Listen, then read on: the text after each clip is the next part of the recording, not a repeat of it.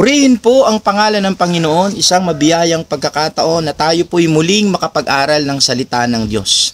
At ang ating pong passage na hanguin po ngayon ay hango po sa Ebanghelyo po ni San Mateo, ang kabanatay 25, ang talatay 14 hanggang 30. In the Gospel of Matthew 25:14-30, Magandang Balita Biblia Translation po tayo. Ang talinghaga tungkol sa tatlong alipin. Ang paghahari ng Diyos ay maitutulad sa isang taong maglalakbay. Kaya tinawag niya ang kanyang mga tauhan at ipinagkatiwala sa kanila ang kanyang ari-arian. Binigyan niya ng salaping ginto ang bawat isa ayon sa kanilang kakayahan. Binigyan niya ang isa ng 5,000 salaping ginto. Ang isa naman ay 2,000 salaping ginto. At ang isa pa ay 1,000 salaping ginto. Pagkatapos nito siya ay umalis. Kumilos agad ang tumanggap ng 5,000 salaping ginto at ipinangalakal iyon. Kumita siya ng 5,000 salaping ginto, gayon naman ang tumanggap ng 2,000 salaping ginto ay kumita pa ng 2,000 salaping ginto.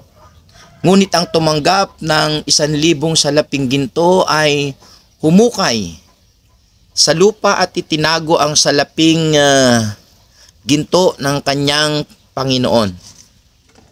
Pagkaraan ng mahabang panahon, bumalik ang Panginoon ng mga tauhang iyon at sila'y pinag-ulat.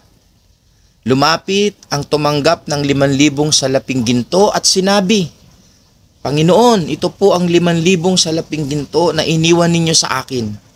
Heto naman po ang 5,000 salaping ginto na tinubo nito. Sinabi sa kanya ng Panginoon, Magaling, tapat at mabuting lingkod. Halika, samahan mo ako sa aking kagalakan. Naging tapat ka sa kaunting halaga, kaya't gagawin kitang tagapamahala ng malaking halaga. Lumapit din ang tumanggap ng 2,000 salaping ginto. At ang sabi, Panginoon, ito po ang iniwan ninyo sa aking 2,000 salaping ginto. Heto naman po ang 2,000 salaping ginto na tinubo nito. Sinabi ng kanyang Panginoon, Magaling, tapat at mabuting lingkod. Naging tapat ka sa kaunting halaga, kaya't pamamahalain kita sa malaking halaga. Samahan mo ako sa aking kagalakan. Lumapit naman ang tumanggap ng 1,000 salaping ginto at sinabi, Alam ko pong kayo'y mahigpit at pinipitas ninyo ang bunga ng hindi ninyo itinanim at inaani ninyo ang hindi ninyo inihasik. Natakot po ako, kaya't ibinaon ko sa lupa ang aking salaping ginto. Heto na po ang inyong salapi. Sumagot ang kanyang Panginoon, Masama at tamad na lingkod. Alam mo palang pinipitas ko ang bunga ng hindi ko itinanim at inaani ko ang hindi ko inihasik. Bakit hindi mo na lamang inilagay sa bangko ang aking salapi?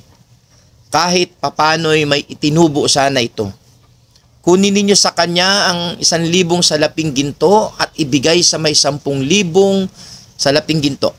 Sapagkat ang mayroon ay bibigyan pa.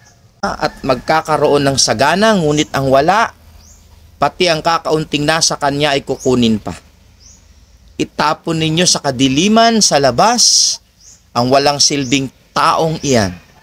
Do'y mananangis siya at mangangalit ang kanyang mga ngipin. Ang mabuting balita ng ating Panginoon, purihin siya at tayo po'y mag-aral ng salita ng Diyos. Muli, salamat po sa ating mga kapatid na walang sawang sumusuporta at sumusubaybay sa atin pong channel na bagamat bihira po tayo makapag-post ay nandyan pa rin po kayo para suportahan ang ating pong munting bahay. No? Tayo po ay mag-aral lang salita ng Diyos. Nawa po ay makapulot po tayo ng mga katotohanan na hatid sa atin ng Panginoon. So in Matthew 25:14-30, ang background po nito sa chapter 25 started in a parable of wise and foolish virgin at yung talinghaga nitong binasa natin ng tatlong alipin. So meron din itong kinalaman sa paghahanda sa pagbabalik ng Panginoon, no?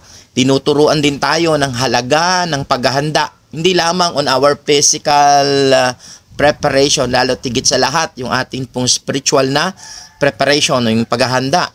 Meron kasing itong malaking kinalaman sa atin pong eternity, so hindi pwedeng baliwalain, ano? So address po ito sa mga Pharisee, and yet kasama po ang lahat ng individual. Lahat tayo kasi recipient ng biyaya ng Diyos eh. Lahat po tayo ay recipient ng kagandahang loob ng Panginoon. Remember, no matter how big or small our talent, our gift, no, we receive doesn't matter, no? Hindi mahalaga kung maliit o malaki daw po yung atin pong tinanggap. Because what is important is on how we use it faithfully, no? Kung paano po natin ito ginagamit ng makabuluhan. Because talent is given according to their capacity, sabi nung binasa po natin. Yung talent daw po ay ibinigay according to their capacity. So lahat po ng talento na meron po tayo ay ibinigay base sa atin pong kapasidad. In the first place, kilala kasi tayo ng Panginoon. God knows exactly who we are. So pag-aralan natin ngayon yung mga lesson, yung mga aral na pwede po natin ditong mapulot sa Ibanghelyong ito. The talent here has a lot of things to say. Ang daming pwedeng sabihin ng talentong ito, no? That the kingdom of God has a lot of talents to share.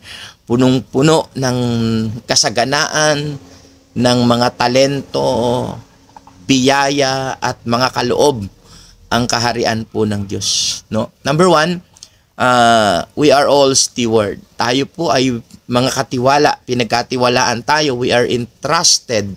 So hindi po tayo diyan pwedeng magkaila na tayo po ay napagkatiwalaan po ng Panginoon. Like what the Lord is trying to address, yung mga Pariseo, they are entrusted, supposed to be a steward of the Word of God, steward of the law of God. Ito pong mga Pariseo ang pinagkatiwalaan ng salita ng Diyos. Everyone is accountable of what they have received and enjoy. So lahat po ng tinanggap natin, wag po tayong magkakamali. Lahat po ng tinanggap natin at ini-enjoy natin sa buhay na ito ay meron po yung kaakibat na responsibilidad. Kaya nga kung gaano kalaki yung atin pong tinanggap na kaloob o mga talento, wag nating kakalimutan yung madalas nating naririnig, great power comes great responsibility. Sabi nga ni Spider-Man, ano? Kapag merong malaking kapangyarihan o malaking oportunidad na dumating sa atin, meron po yung kaakibat na malaking responsibility. So, wag nating palalagpasin yung katotohanan na maunawaan natin that we are the recipient of the gospel of salvation. Tayo po ay recipient ng ibanghelyo ng kaligtasan. Faith, our very own life, our family, our husband and our wife, our children, literal of talent and ability.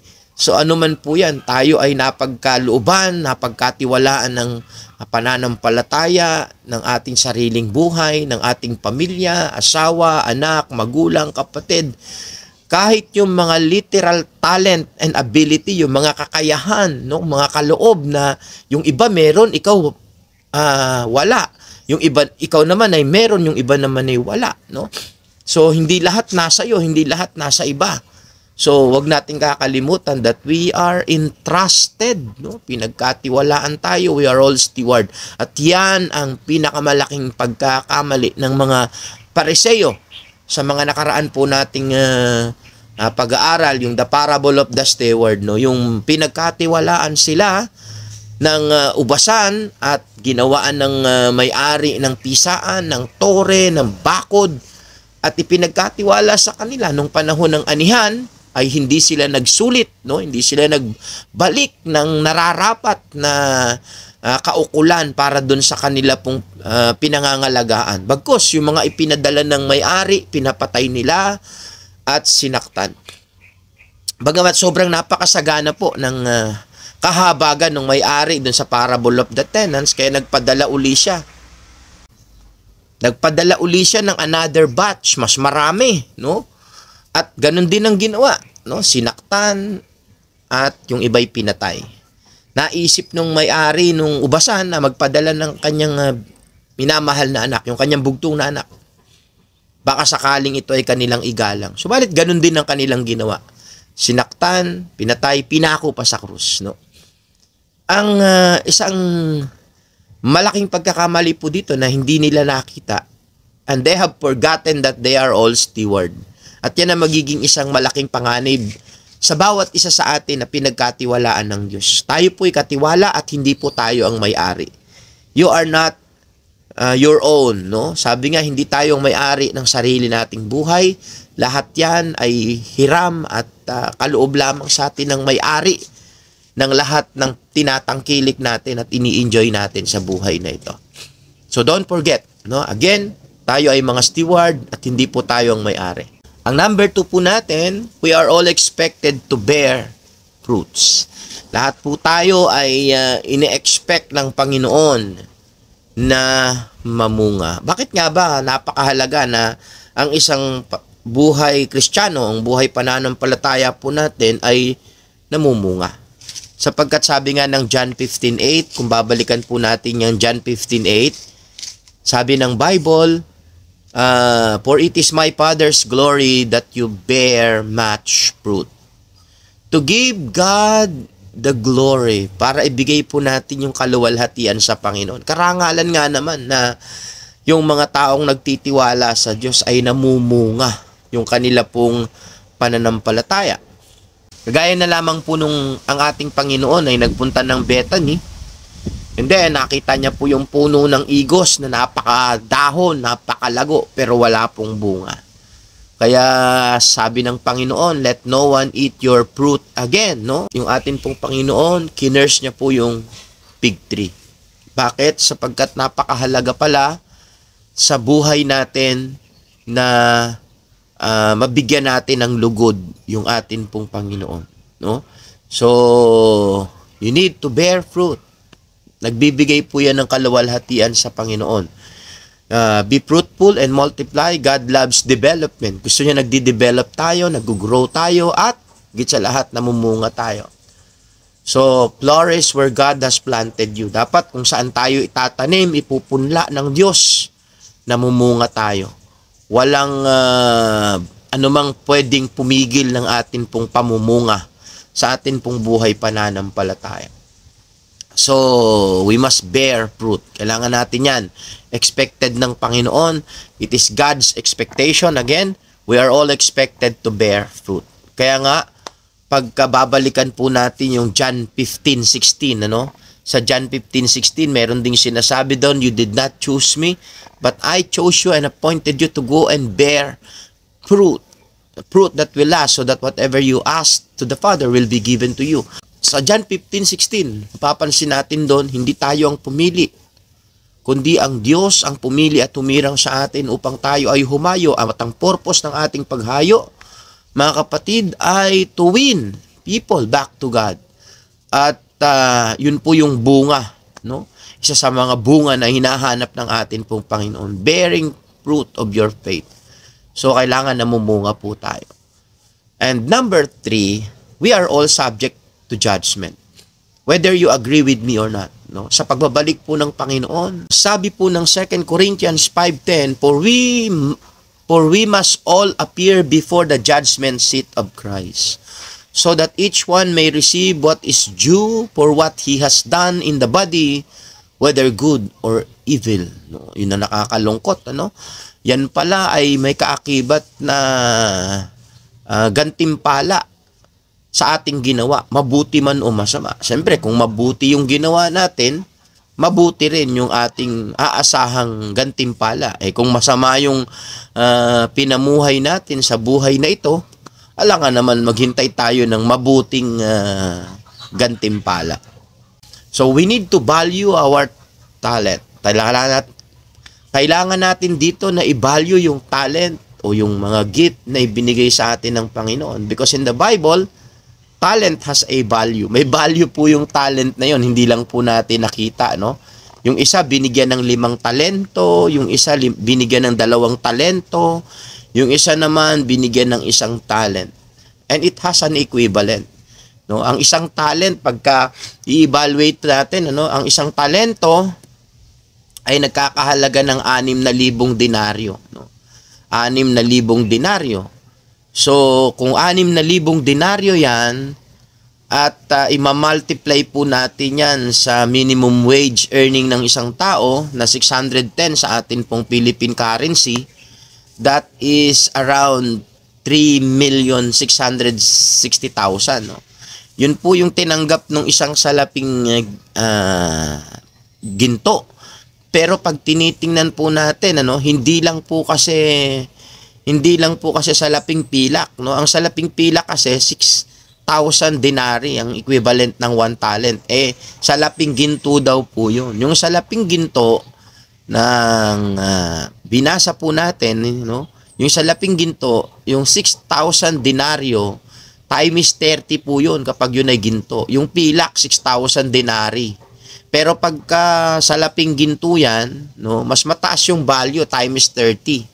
So 180,000 times 610 per day, ang equivalent po niyan 109,800,000 na salaping ginto. Yun yung tinanggap niya, no, na pinagkatiwala sa kanya. Application natin dito, pagyamanin ang mga bagay na pinagkatiwala sa atin. Let the saving grace of God, our salvation, produces fruit, no? Yan ang mga application natin dito na hayaan natin mamunga yung mga pinagkatiwala sa atin ng Panginoon. Pagyamanin ang mga bagay na pinagkatiwala sa atin. And then be grateful for all that you are enjoying. And be careful. Dahil accountable tayo sa lahat ng ipinagkatiwala sa atin. We are all accountable, mga kapatid, we are all accountable sa lahat ng ini-enjoy natin sa buhay. Then, i-evaluate natin, nagbubunga ba? If not, stop, look, and repent. Yan ang maganda nating tatandaan ngayon. Evaluate natin ngayon yung mga kaloob sa atin ng Panginoon, no? Evaluate natin yan kung nagbubunga ba o hindi. Kasi if not, you have to stop, look, and repent, no? Know and list down all that God entrusted you. So, sikapin po natin na i-list down. Alamin natin ano ba yung kaloob meron tayo na ipinagkatiwala sa atin ng Panginoon. Ikaw ba ay may asawa? Ikaw ba ay may anak? Ikaw ba ay negosyante? Ikaw ba ay maganda ang kalagayan sa buhay, no?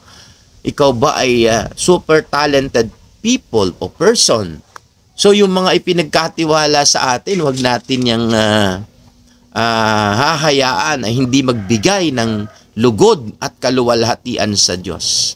Dapat meron niyang pagsusulit sa pangalan po ng Panginoon. It must give glory to the King. It must give glory to the honor, no? Stop, look, and repent, know, and list down all that God entrusted you. Para pagdating po ng pagharap natin sa Panginoon, ito yung magandang tatandaan natin ditong acronym, no? MTM, magaling, tapat, at mabuting lingkod. Ulitin ko po, magaling, tapat, at mabuting lingkod. Come and enter into my joy. No? Halika, sabi ng Panginoon. Inanyayahan tayo ngayon, iniimbitahan tayo ngayon. Sumama tayo o samahan natin siya sa kanyang kagalakan. Ano ba yung kagalakan na yun, mga kapatid? Yung kagalakan na napagtagumpayan natin. Yung lahat ng mga hamon ng buhay. Kaya si Jesus, kahit alam niya na hindi biro yung hirap, si Jesus, bagamat alam niya na hindi biro yung hirap na dadanasin po niya sa kamay ng mga sarili niyang mga kababayan, pero ang sabi niya, whom for the joy that was set before me, endured the cross, scorning its shame, no? Dahil dun sa naghihintay na kagalakan, no? Kagalakan na naghihintay sa kanya, matapos niyang malagpasan yung kanya pong tiisin, no? Now He is sitting at the right hand of God. So, magaling, tapat, at mabuting lingkod. Come and enter into my joy. So, ang atin pong prayer ngayon, Lord, let me see all my weakness and help me bear fruits for your glory alone. Paganda, no? Yun po yung prayer natin ngayon. Sikapin natin, hingiin sa Panginoon, Lord, let me see all my weaknesses, no? Marami kasi tayong mga kahinaan. At pag nakita po natin yan, yung ating mga pagkakamali, mga pagkukulang, stop, look, and repent, no? Help me bear fruits for your glory alone. For the comment, no, ang magandang comments natin dito, what have we learned? Ano po yung natutunan natin dito, mga kapatid? Baka meron po kayong gustong i-share, idagdag, please comment down below. Samahan niyo po ako sa atin pong ministry ng pagpupunla ng salita ng Diyos.